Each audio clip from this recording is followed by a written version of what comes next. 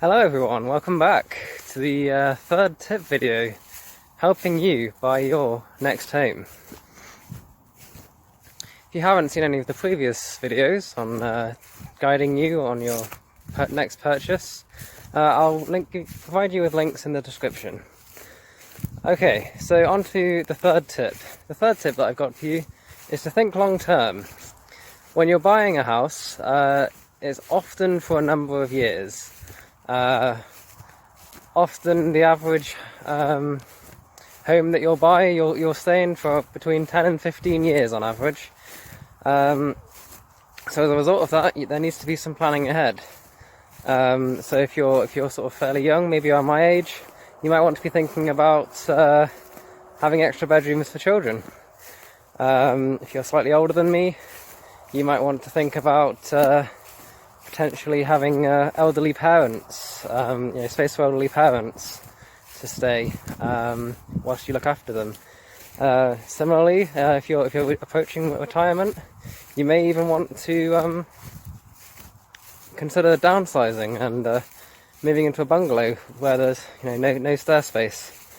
You also want to consider the number of bathrooms, and if you're going to be working from home, whether or not there's an office space. Or a place that could be turned into an office in the house. So another thing to consider is whether or not the house will sort of meet your lifestyle requirements. So say you're an avid runner, or you really enjoy cooking, then you'll want to look for things like fields and footpaths to sort of run along if you're running. And similarly, you'll want a nice big kitchen if you're into cooking. Another thing to consider is whether or not the house is able to be personalised. Quite often, people sort of automatically go for the newly refurbished, beautiful new house with the great new kitchen.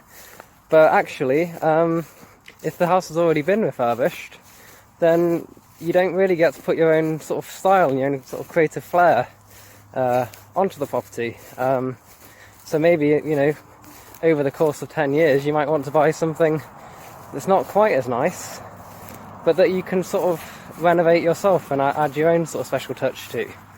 The last thing that you'll want to consider is the amount of outdoor space that you'll have to play with in your property. Obviously, back gardens can be a perfect place for young children's parties, for pets to play in, for you to just sit back and relax after a hard week at work. So if a property doesn't have a large garden, maybe that will affect whether or not you want to buy it. Okay, that's it for this video. If you enjoyed the video, please give me a like. I'd love to hear what you enjoyed about it in the comments below. And if you want to stay up to date and don't want to miss the next few tips, then give me a follow. Have a great day, everyone.